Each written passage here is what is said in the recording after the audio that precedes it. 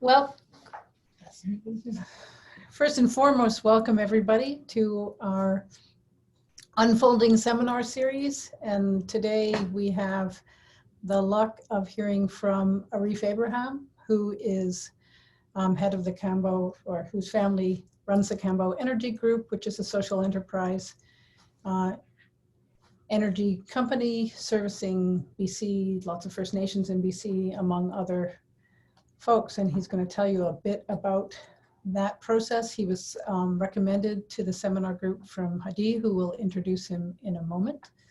And just before that, I would like to welcome Areef and to acknowledge that we are virtually on UBC's Point Grey campus, which I just want to remind everyone is situated on the traditional, ancestral, and unceded territory of the Musqueam people. And I'd also like to acknowledge that you're joining us from near and far from many places, and so to acknowledge the traditional owners and caretakers of those lands as well.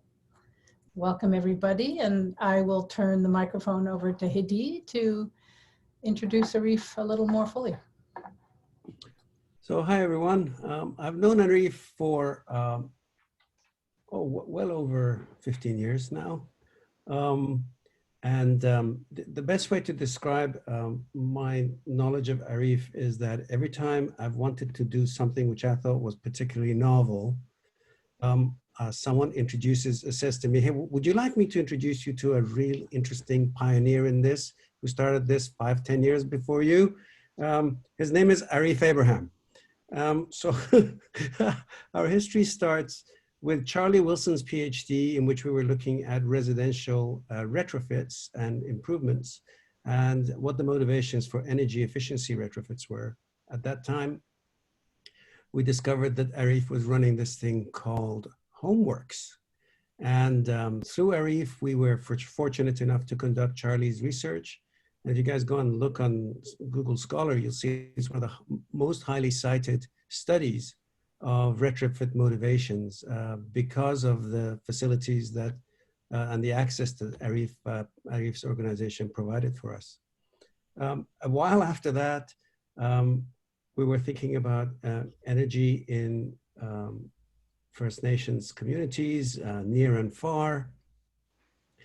And in between, Areef came to me and said, I'm tired of what I'm doing.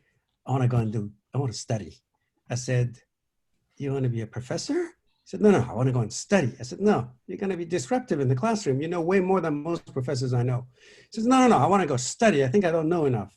So Areef was going through a period of kind of deciding whether he needed more letters after his surname or not. I think maybe it never was obvious what the motivation was. But as far as I'm concerned, this is Professor Areef Abraham, because I've certainly learned a heck of a lot from him.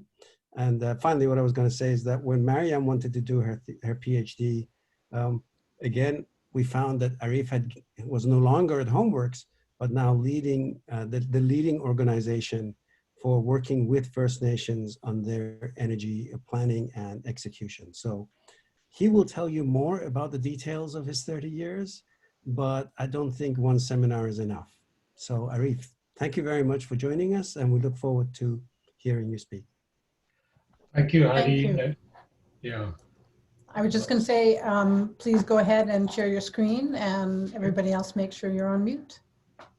If I can do that properly, right? There you go, share. Hopefully you can see it all. Somebody can tell me whether you can see it. I guess you can. Yes, that's great. Good, I got a thumbs up there. Well, thank you for joining, for inviting me, first of all, to the seminar. It's indeed a pleasure, and I hope what I say today is of interest. I'm speaking to you today from Ladysmith on Vancouver Island, from the unceded territory of the Coast Salish people. The acknowledgement of the territory that I'm on today is really a small step towards reconciliation that we're all working towards. So I really want to acknowledge that. I'll start off by responding to Hadi and why I got in touch with Hadi. I wanted to do, my career had until then been I mean, mostly in science and engineering and business and stuff like that. And I thought I was missing out on liberal studies was really the issue. So I wanted to go and do a master's degree at SFU on liberal studies, and I asked Hadi for a reference. Well, I really did enjoy it, and I really ticked the professor who was working there, because I said to him, so what's the cash value of a liberal studies education? Anyway, he was pretty ticked off with me for even thinking like that. But I found the program, I hung in there for 2 years, and then I'm sorry, but I was a dropout Hadi, and I never really completed it. But it was just way too much reading and work and running a business at the same time. So that's my excuse for dropping out. So I'll start off with, telling you about where I am today, and my plan is to take you through the journey, my journey, which is it's a journey that I point out the milestones and really try and talk about what were the key things in that journey that have let me be where I am today. Because I find that life is like you pick up little bits throughout your career and they come in, and for me they've culminated in where I am today, and the work that I do. So I'm the founder of Cambo Energy Group, and I'm trying to do very little work there now, and doing as little as possible. And we have 2 programs. We have Community Power, which is focused on indigenous communities, and Empower Me, which focuses on newcomers and immigrants. And I'll tell you a little bit more about why these things are important. So Community Power, as I said, works with indigenous communities. And over the last, I want to say 15 years of working with indigenous communities, looking at the housing, the state of the housing in nations, it's really important for us, if we're going to reduce energy consumption, and more importantly, in people's bills, then energy and housing are interdependent. Somehow that just doesn't seem to connect with policymakers, and I don't. We're pretty good at rushing off doing renewable energy projects, and that is all good and well. But in essence, we're trying to put renewable energy sometimes really in cardboard boxes, in awful building envelopes. And so this has been a big piece for me and for my organization, is to make sure we have a holistic approach. Just as a point of interest, 70% of energy consumed in indigenous communities is in the residential sector. And of the, I want to say, probably 60 nations that I have worked with in British Columbia and now in Alberta as well, the consumption is somewhere in the region of 2 to 3 times what the average British Columbian or Albertan pays. So it's really out there, and there's unfortunately there isn't a lot of research and documentation. There's some research, but there's still a lot of work to do. The second part of the organization is Empower Me, and that is really around trying to get over some of the institutional and systemic barriers for DSM, for those who don't know, demand side management, utility term for people of color. And there are a number of barriers that people face, particularly immigrants for whom English is not their first language. And everything that the government and utilities do, or mostly everything that they do in terms of energy efficiency programming, is in English. It's a default, and there's an expectation that somehow people will figure it out. I remember a few years ago discussing this with an individual at a utility and saying we really need to translate stuff into different languages. And the answer was, no, I don't think we do, because our research shows that in 95% of the population, there is at least one person in the home that speaks English. My retort was, that one person is a 10-year-old boy, and he's not going to tell his parents about energy efficiency. So we started back in, I want to say 2012, where we hired, I'm getting a bit ahead of myself, and I'll come back to that point, but the programs assume a level of experience in Canadian homes. Many of the people that come from other parts of the world have no idea that they may not have furnaces. And of course, they don't stand a chance of understanding the billing system. And it also, importantly, assumes a level of trust with government and authority. People see utilities as somehow facets of the government. And if they come from a country where there's a distrust, then they really don't want to connect with those organizations because they feel they're connected to the government. And of course, there's a knowledge that there are things like rebates. Why would a utility want to give me money to reduce my consumption?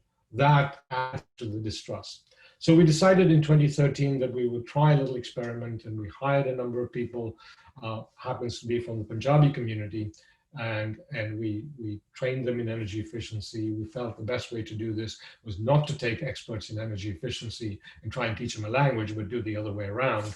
And we asked them to go back into the community. And it was an amazing success. I mean, we had lineups of people wanting to know about energy efficiency, and the program has grown from there. Fortis BC was our first sponsor, and now we have Fortis BC, BC Hydro, and a number of municipalities who sponsor this work. And we also have a program running, the same program running in Alberta. So that's kind of a background of the organization as it is, and we'll now maybe move on. We'll move on to the journey. And really, it's about the forks in the road of my life. And I came across this quote from James Baldwin, and I would encourage you to read a lot of James Baldwin, a very smart man. So not everything that is faced can be changed, but nothing can be changed until it is faced. So that has kind of been a little bit of a driver for me, I didn't know this quote before, but it has driven me for a lot of my career. So this looks complicated, but I'm going to take you through my career and point out the things that have made a difference. And the thing to remember is things have not been smooth, and I will tell you about the problems, the failures, the challenges. So there has never been a plan in my life about this is where I want to get to, but there has been a plan about always being prepared for opportunities. And some opportunities are self-serving, and some opportunities, as they are now in the latter part of my life, are really to try and change things in the way we stand. So my journey really started in Tanzania, and I grew up there as a child. And really, the things that really have helped me today in understanding what some of the work that we do is I saw and felt colonialism close and personal. Tanzania in the 60s, when I was growing up, was a British colony or a British territory. And so the independence movement was really rife and important at the time. And so I got a sort of a visceral understanding of living pre and post-colonial times. Very different from the First Nations experience here, but I could empathize and understand, maybe not exactly how they understand it, but I felt that. The other issue that was important was the 60s was a really a big time, and those who are my age will remember this. It was a fight for independence and liberation of Southern Africa. That was a big piece, and Tanzania was a big player in really overturning some of the colonial regimes in Southern Africa. And then, of course, learning about race-based power. The British were in charge, and the rest of us just did as we were told. So, that experience today is it's topical, I know, but in my head, it's been going around for 60 years, and the experience that has helped me frame some of the things that I have done. So after Tanzania, I decided, or my parents decided, I should say, to go to the UK. And that was another sort of to go to the UK for school. I was 16, and I arrived alone in England, which was really fascinating, but scary. But I learned to be independent. It was really just being alone at 16 in a brand new country. You don't know the customs, you don't know the culture. And so that was a good lesson. And you know what? I was very fortunate. I was fortunate in the sense that I had friends who were there to help guide me. And I never felt alone. And I think I was just fortunate because a lot of people did. So that being alone, being independent was kind of brought in at a very early stage. That photograph, incidentally, is the town that I went to school in. It's in Durham in Northern England. And after that, and I don't know why oh, there you go. And then after that, I went to Imperial College and studied mechanical engineering. And I really didn't know much about engineering. I'll be quite honest with you. I mean, it looked cool and whatever, and you were either going to be an accountant, a lawyer, or whatever, a doctor. But engineering seemed to attract me. Again, I was very fortunate that a friend of mine introduced me, or a father of a friend of mine introduced me to the dean of engineering school at Durham University. He sat with me for about a couple of hours, and we went through what engineering was about. And I thought, oh, okay, now I get it. So again, it was people helping me move through. So I'm always grateful and looking back at the people who have helped me move through the journey. And so Imperial College was a lot of fun, right? But it had challenges. This thermodynamic stuff. I mean, do I really have to understand it and learn it? Well, I'm glad I did, because two reasons. One, today, the understanding of thermodynamics and fluid mechanics has really driven how my organization works. I'm not a techie, but that understanding has been crucial, and it's missing, I think, in a lot of ways policies have been made. It was my first kind of personal feel of racism, which was at university, interestingly enough, not outside. I signed up for this project, and I went to see the professor who had this project, and the project was, I'm trying to remember, it was about crack propagation in some kind of plastic stuff. And he said to me, I'm not sure if we should be on this. In my view, Indians aren't very good with their hands. And I just thought it came over as okay. And I said, well, I'm a different Indian. I can do this stuff with my hands. So it was kind of that understanding of the stereotypes and biases that are formed that I now see, of course, in some of the programming that we do. And then, of course, the biggest fun part of going to universities was the party time, right? And almost every weekend was party time. And I really didn't understand why we had to have lectures on Monday morning. So that was kind of a really interesting part. But I learned a lot, and I'm so glad I did that degree in engineering, because it has really given me a great place for the business we're involved in.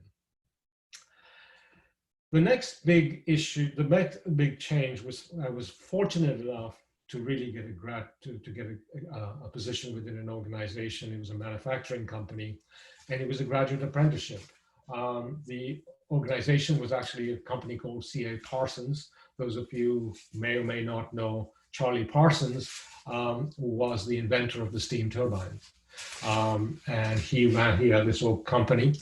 And this is a particular photograph of an 800 megawatt station in Yorkshire, which the company built. But the key part was the apprenticeship program.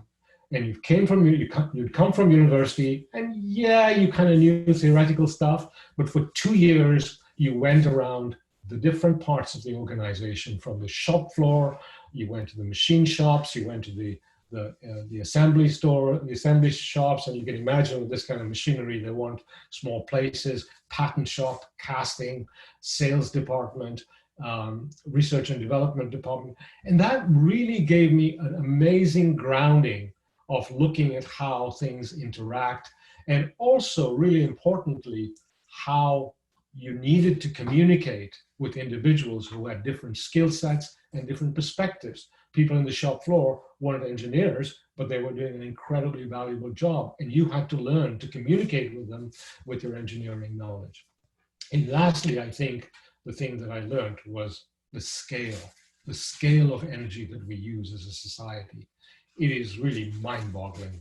And I know it's good to put solar panels, etc., but sometimes I feel with the amount of energy we use, we're trying to run our homes with 2 AA batteries. So the whole scale of energy was important, and of course about efficiency. I mean, 2% reduction in your low pressure turbine had huge implications for the cost of fuel, but also where to look, what were the important parts to look for energy efficiency. We seem to have kind of lost that materiality around energy efficiency. What do we do to have the biggest bang for our buck or our efforts? We seem to have lost that. Everything melds into, you know, light bulbs or building envelope or thermostats, and we don't seem to have this perspective of what can have the biggest impact. And then, of course, you know, life was going too well, and so I decided, well, you know what, I'm going to strike out and set up my own company. And I had in the graduate apprenticeship program, I had been involved with part of the organization that was manufacturing fans. In fact, I was involved in the design for the ventilation system for metro fans in Vancouver. That's one of my claims to fame. So I knew a little bit about fans, but I thought I would go and start my own company. The main reason for that was I saw there was a gap in the market because fans were primarily being imported from Germany and Japan, and there was no specialist manufacturer around, and so delivery dates were long. And so I went and, oops, I'll go back there. So I wanted to start this business. It was an adventure, right? I mean, what could go wrong? And so, but my big challenge was that, you know, okay, so I leave my job. We had a 1-year-old child, but I left my job. And I said, well, what do I do Monday morning to start this business? Fortunately, there was a local business school, Durham Business School. And I went there, and it was, I want to say, I think it was about a year program where you really focused with your cohorts to develop your own businesses. It was incredibly valuable. This photo image that you see here is really a ventilation plant for animal byproducts company to move the very bad smells of the plant through a scrubber, and all the bits in red were the fans that we manufactured. And the business grew and really grew dramatically. I think we had about 30 employees at the time. And so I business school, I learned everything about getting business structures right. That was really important. And of course, chasing sales. We wanted sales and to grow. But what happened was, it was very, very difficult with the system that was set up and my lack of experience about the importance of gross margins and cash. We needed cash. And so we were sitting with a year's full of orders, but without cash, and we couldn't move the organization forward. And I think of course, I was responsible for it, but the one thing that I would really like to share with people who are involved in business schools is I think it is critically important to talk to people in business, particularly young people who are about to venture out in a business, is what to do when things go wrong. You know, everybody teaches you about how to take that plane off and writing your business plan and how to fly at cruise altitude, but nowhere is there a simulation for what happens for an emergency landing in a business. I think that's a big miss in our schools. I don't know if UBC's business program has that, but I certainly didn't have a manual. I didn't know how to land, and we crashed. And it was a hard crash. I mean, you know, we lost a lot of money. Not that we had a lot, but we lost more than we had. And so it was a tough time. And, but it was also really a time when, you know, you had to grab hold of your self-esteem because you felt you had failed. Now looking back on it, it was probably the best MBA program I did in terms of getting some real life experience. And I keep saying to people, you don't know until you've been on the coal face. You don't know what it feels like to be there and to drive that machine. And sometimes it's a lot of fun, and sometimes it's very hard. And so I spent about a year treading water. And that was important. It was a very tough time. and I had a lot of spousal and family support. That was really critical to get me out of the doldrums that I did find myself into. And, you know, alcohol seemed to be a great thing, but fortunately for my wife, that lasted about a week, and then I was off and becoming normal. And I'm glad that happened, because that would have been very, very dangerous. But I went for one job interview, and the guy said to me, you know, I've had what did I have? I had 2 jobs. I was at Parsons, and then I started this company. And at the interview, the guy said, "Oh, you've moved around a lot." And I thought, maybe I should not look for a job. Maybe I should just prove to myself that I can live off my wits. And so I did. One of the things that I developed was a business, part of the fan business was to get fans from ships. Newcastle, where we were, sorry, Newcastle in the UK, Northern England, we had a lot of ships coming in. And ships have a lot of fans. And when they break down, they have to be mended, and they have to be mended very, very quickly. And I was the only guy in town who knew something about fans. So I worked with a fabricator who I'd known for a while, and we mended fans. And the market was not price sensitive, and so it helped paying the bills. And we kind of went along that way. And that was really, again, another experience in how to survive. And the other thing, on a personal level, we really discovered who our friends were. You know, we had a lot of friends when things were flying high, and then there were fewer friends around. So, you know, another lesson in life that I had to learn. And so then what happened? So I was busy doing that. My wife was a part-time teacher at school, or I think she was a full-time teacher actually, and we both came home one day and we said, look, we had a bad day. It was a really bad day. And we said, let's go to Canada. You know, it was just a spur of the moment decision to go to Canada. And not that we could go just jump on a plane and go there. And we decided, at least I decided, that what was important in this, well, I'll come back to the Canada story. So we applied to the Canadian High Commission in London, and I think we sort of applied in May. We went to see them in June, and then they said, oh, great, you'll be in Canada by December. December came, nothing. And we said, you know what, forget it. Let's just move on with our lives. And so I got this filler job. I called it a filler job, but it was actually a job that changed my life. There was an organization called IGA, Partnership in the UK, that administered the UK government's $70 million low-income program. It was $70 million back in the 90s, early 90s. It ended up going up to about $1 billion a year that the national government was spending. And this was a conservative government under Margaret Thatcher who was doing it. I was the senior technical officer there, managing 150 contractors and 16 inspectors around the place. What really struck me was talking to or listening to the inspectors that I had was each one of us would describe a situation where one inspector would say, no, that's totally acceptable to do that kind of thing.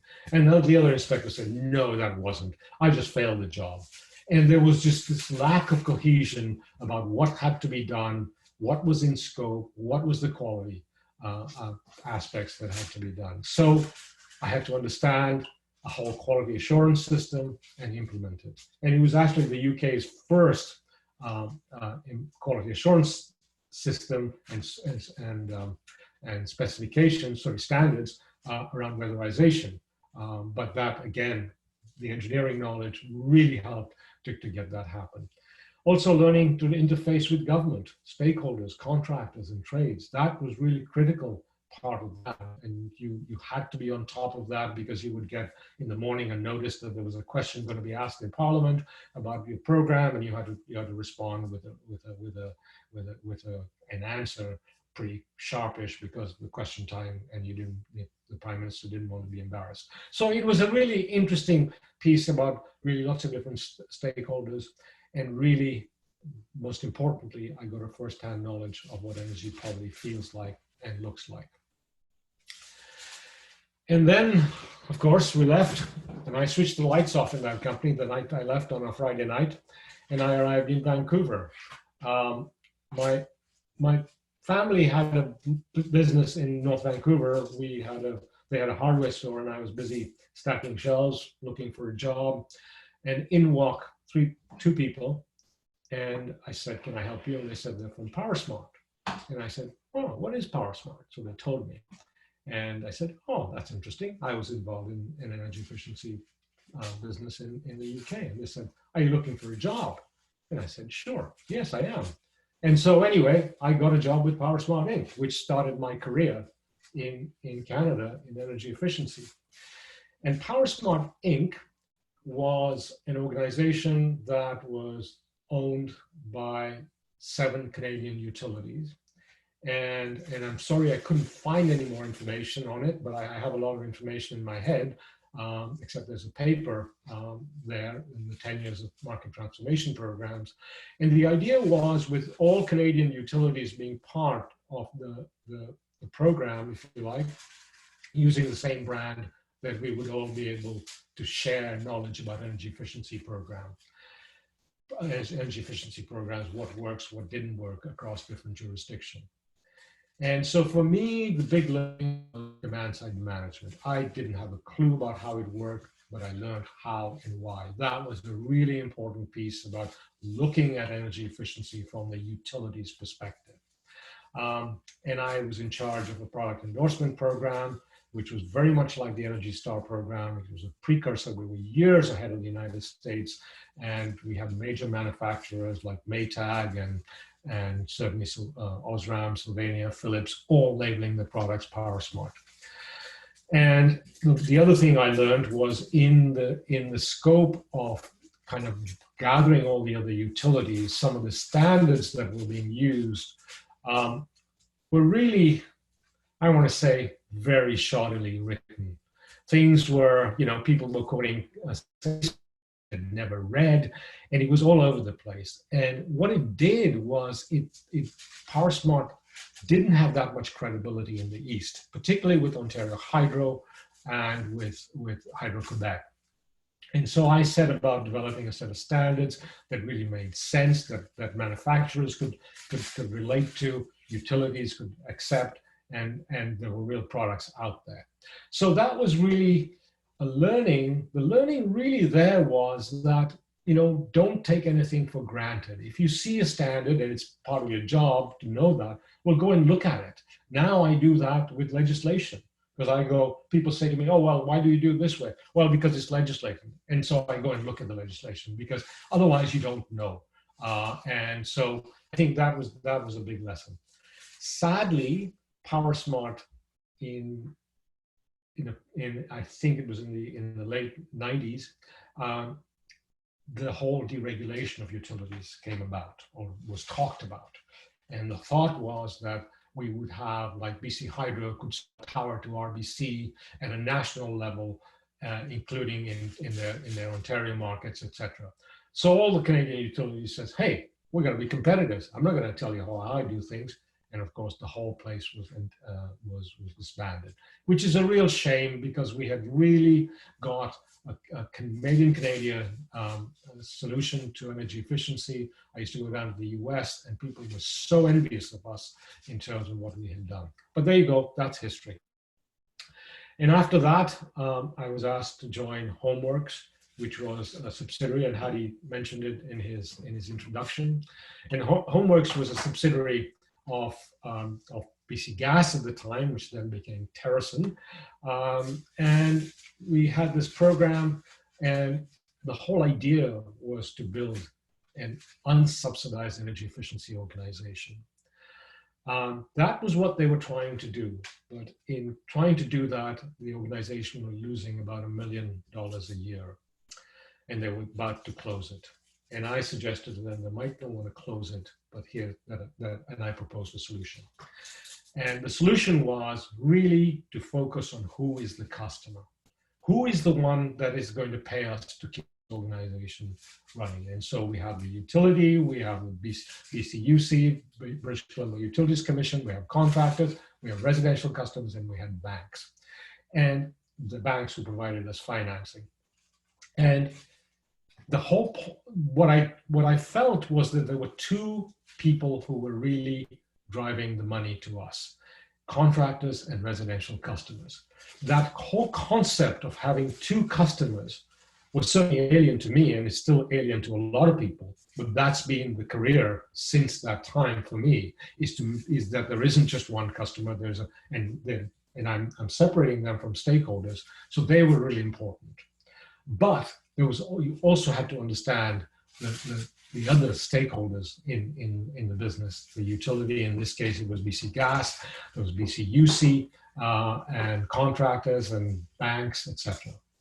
But the key learning was the importance of a non-fragmented approach. When we look at our energy efficiency programs today, oh my God, they are incredibly fragmented. You have to get an Energuide audit, then you go and find a contractor for a furnace, and then you find a contractor for this. It's just hard work.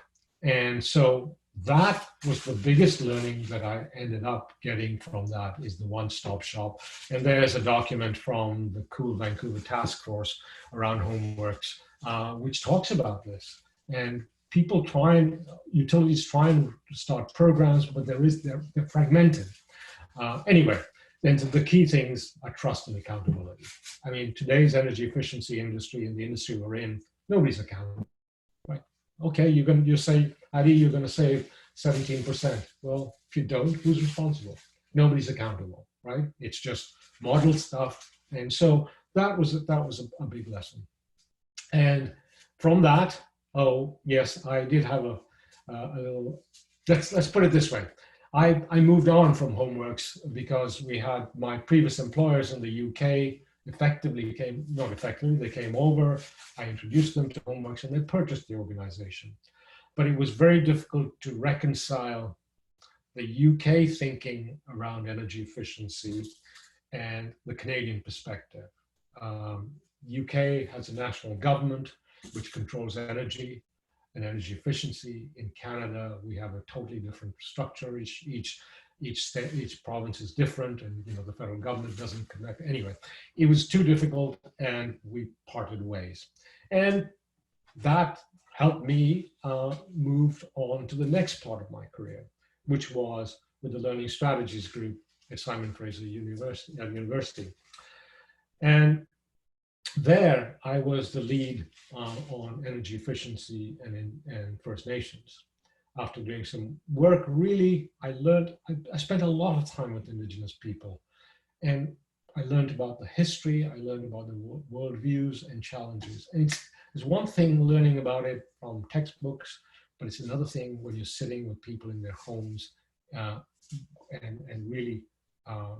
really getting an understanding of what was happening, what were the challenges. The program that I was involved in was UPSIOC, which was funded by Health Canada, and it was essentially around helping nations essentially to develop projects on their own without external help other than guidance. I also learned to work with governments, walking the talk every now and again. It's always intermittent, and there was no consistency. And the other one, really using my energy efficiency background, looking at houses and the high energy bills and the poor construction, sucking resources out of communities.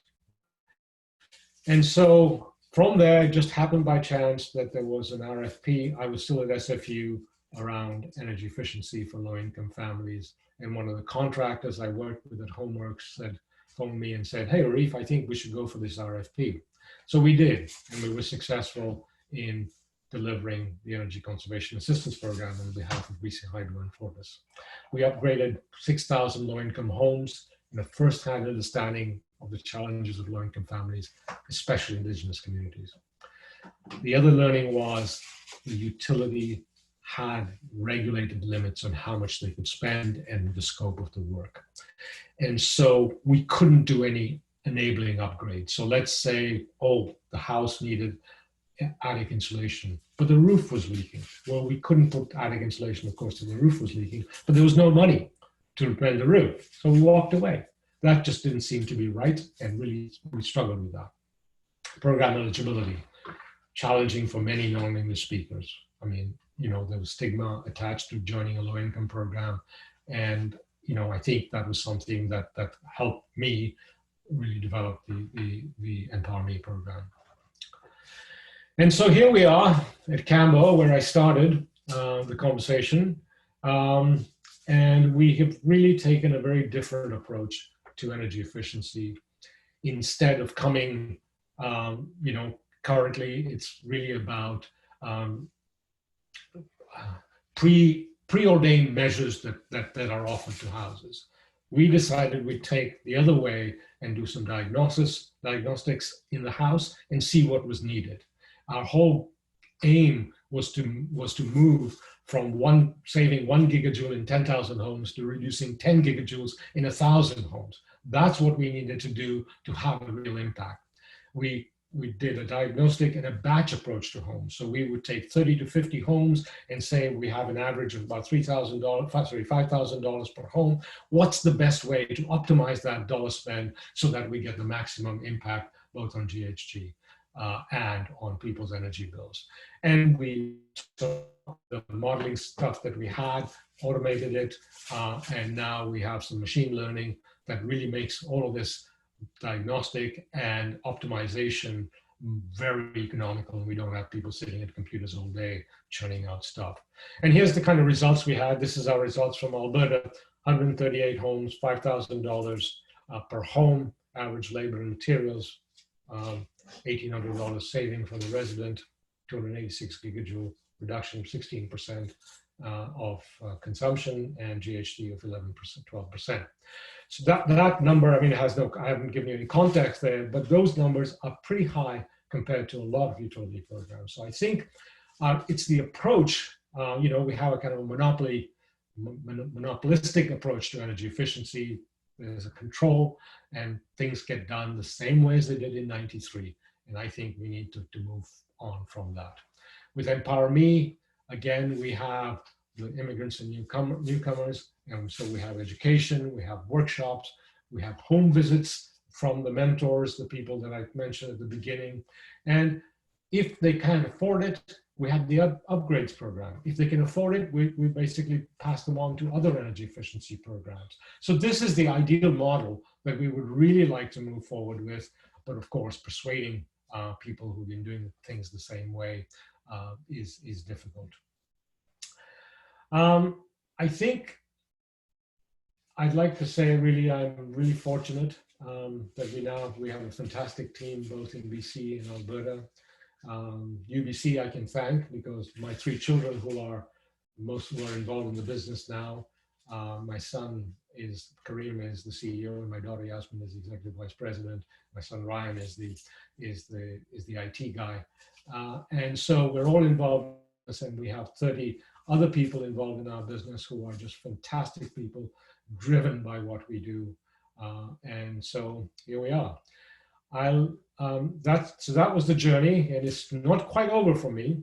We've just created a new not-for-profit, which I am running or plan to run, Create Climate Equity, and the purpose is to incubate innovative energy research and advocate for energy and climate policies and programs that are equitable, just, and effective for all.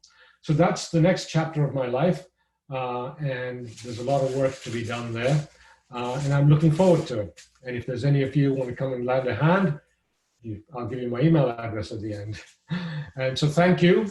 And if anybody's got any questions, I'll just leave you with this James Baldwin quote. And remember the crash I had in the business. I know what it's like to be poor, and it's expensive. Thank you.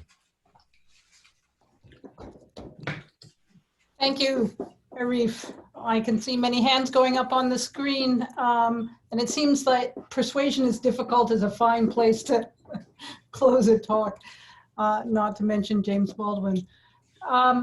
Let's see, we have a tradition of letting students ask questions first, so I'll weigh on that. If everybody could use their participants list and just check yes if you have a question, and maybe, first of all, I want to thank Kushank and Rudri for their seminar organizing, and if you can help me keep an eye on the yeses, that would be great, because there's too many faces and too many screens. So first questions for Areef. Just pop up that yes, and I'll, because I'm not seeing any of those. Galen. I have a question, Terry. Hi, Areef. Hi. Colleen. I'm really just wondering, I think you sort of mentioned it really briefly, but I'm really just wondering what kind of model you operate. Is it a social enterprise model? Is it a not-for-profit model? How does your sort of empower me and community power work exactly?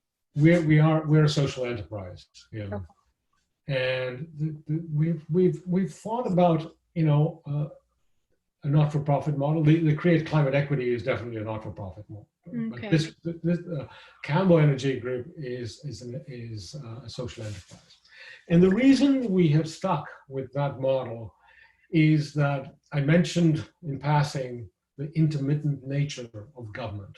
Yes. You know, they're in here today and they're off tomorrow. Yeah. Had we been a not-for-profit, we would not have survived. And because not-for-profits struggle to borrow money. Yes. And so the business structure that we adopted is, you know, we're a corporation, but we're a social enterprise, and it allows us to borrow money. And believe me, we've had to borrow money to keep going for all these years. And sometimes they're good years and sometimes they're bad years. So that's the reason why, and yes, it is a social enterprise. Okay, great, thanks. Other questions?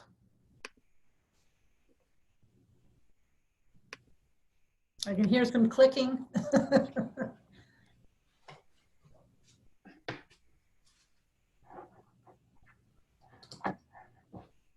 Sorry, I see something up there. Is there a? I think there's something in the chat box there, Terry. Adi's got one and something in the chat. From David Boyd in the chat, but let's just hear from a student first. Are there any more student questions that I'm missing here? You've all gone silent.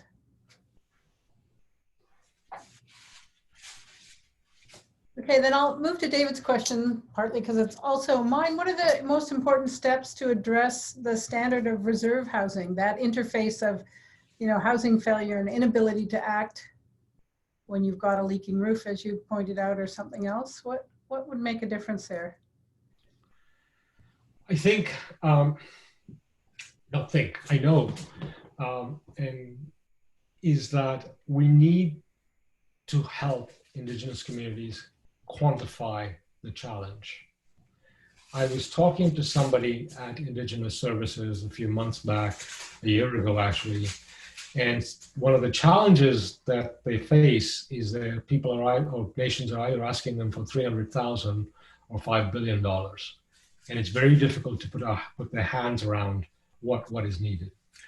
So I showed you an image of the construction plan, and there was an image of the way that we're operating it now. And the way we're doing it, and I think it's the way forward, is to develop a capital plan for the nation, right? You have 100 houses, you've got 150 houses, whatever it is. What's the cost?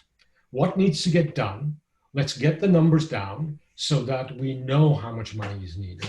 The nation can then decide how many, you know, what homes are going to have priority, and we can advise and recommend, but it's the nation's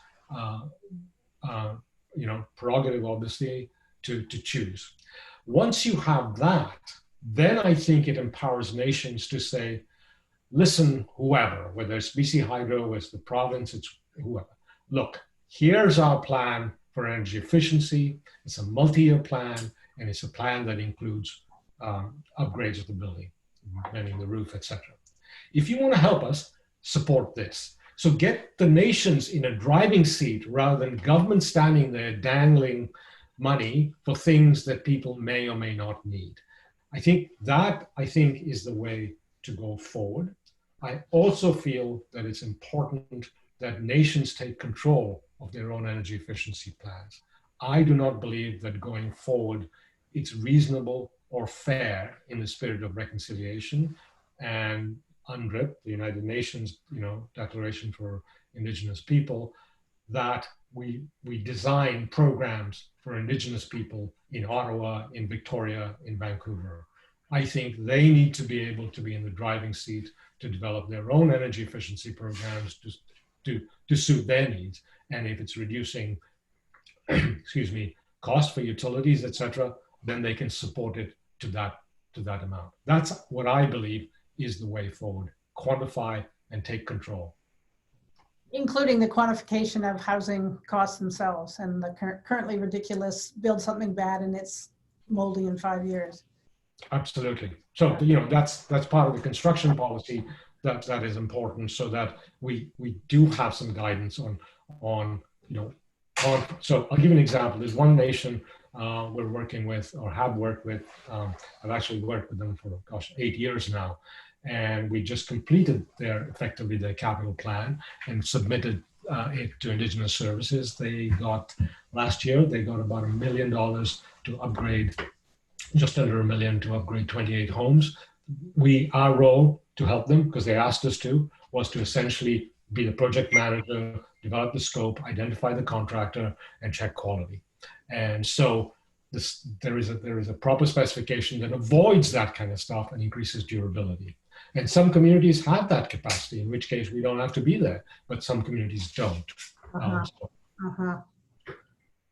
Okay, Hadid, you have a question? You had your hand up, and if not, on to Richard. Richard first. Richard, go ahead, please. Thanks everyone for a really inspiring, I'd like to call it a talk. It's so inspiring that to me it's not just a presentation, Areef. And you come with a wealth of knowledge when it comes to your life journey. And I really, really appreciate you sharing the obstacles that you've encountered along the way, because well, I mean, it's always easy to say after the fact you've successfully surmounted and overcome those obstacles, and that's of course great after the fact. And if you've got a family in tow, etc. Areef, I would probably have a lot of questions for you. I run a small business myself. It's called Reconsulting. We're renewable energy consultants. My background is mechanical engineering too. I did an apprenticeship with ABB. I'm originally from Switzerland. I was in electronics back then. And one question that I would love to just float past you is, through my line of work, and I must admit, I'm a bit at a juncture now where I'm also reevaluating if this is the most effective way for me to contribute to society through this line of work that I'm doing. I found myself at this juncture a few times already. One question that I have for you, Areef, is how do you, I guess, personally and through your work reconcile the reality of these technologies? These are technological solutions that we're partially talking about. When we're doing home retrofits or we're putting renewable energy into a building, be it geo-exchange or solar or something else.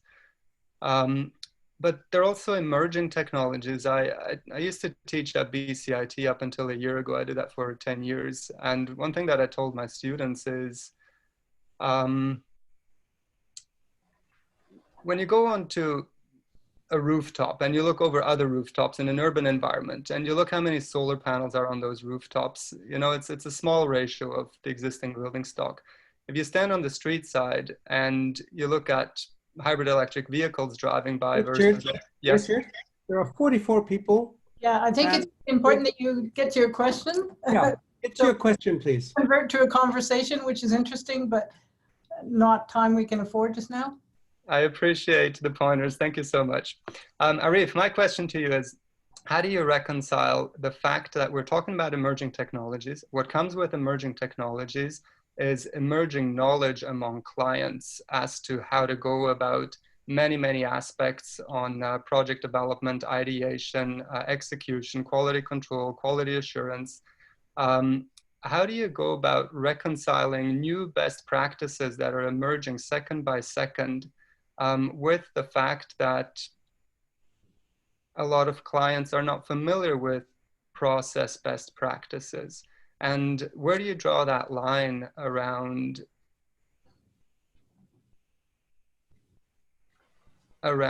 trying to push what you know, but also making space for the First Nation to take ownership and independence in the decisions that they make, and with respect to the processes also on how they go about that?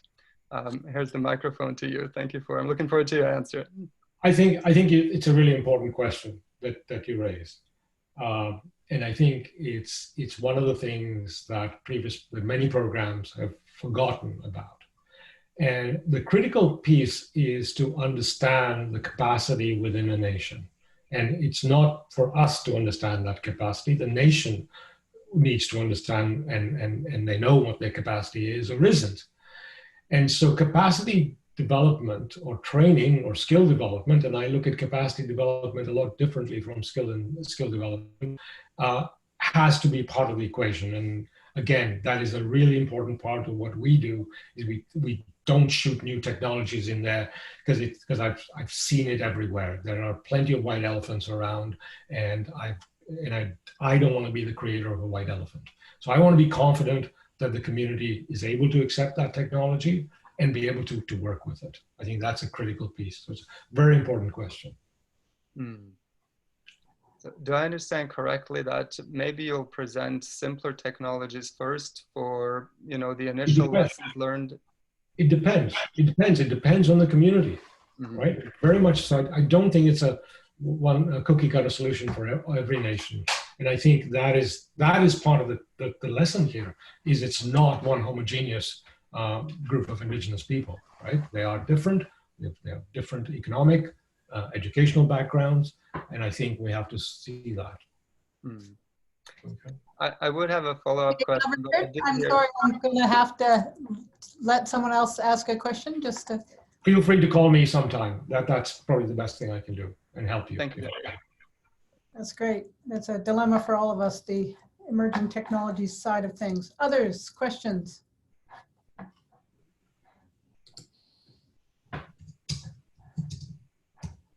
Adi, you were going to ask a question earlier?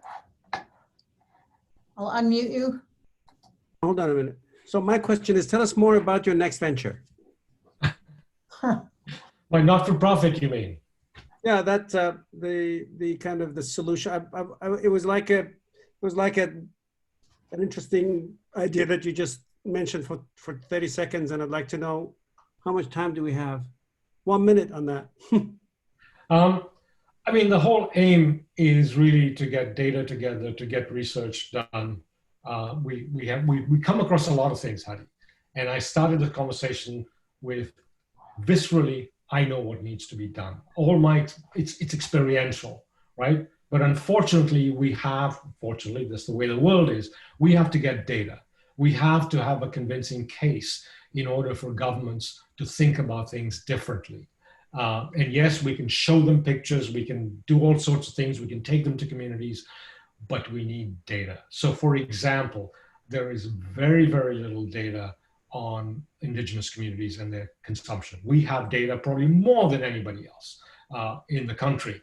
And so that needs to be analyzed. We need to get more data. People of color, how are they dealing with the energy piece? We need data. 15% of BC Hydro's customers, for example, I believe, don't speak English at home. It's not their first language. 8% of Fortis customers are not.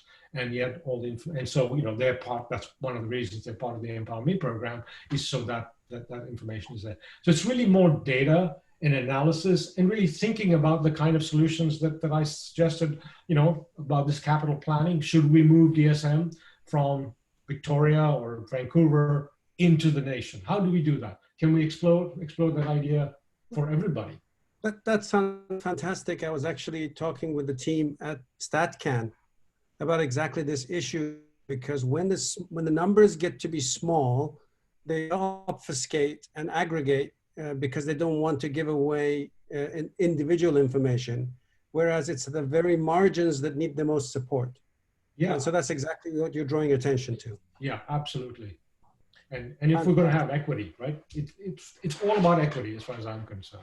Right? And these people, by the way, pay the highest bills, right? They're the ones that are pumping more money in than you and I. I'll rope you into that meeting next time it happens. Okay, that would be great. Thank you. I was wondering, I think we've run out of time, right, Terry? Am I right? We have run out of time. I'm sure there's lots here that would love to hear more on the, not just need data, but data on what, and what kinds of questions are critical, and where might sources of those be, given there's a large number of students working on energy justice questions in the department.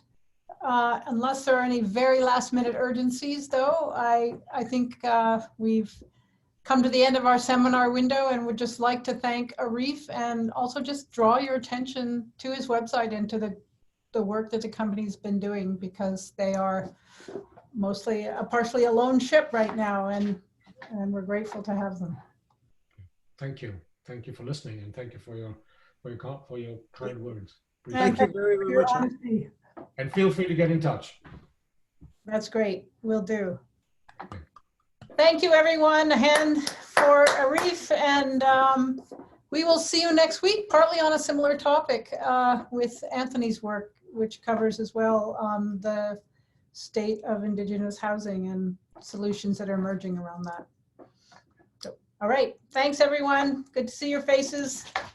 Bye now.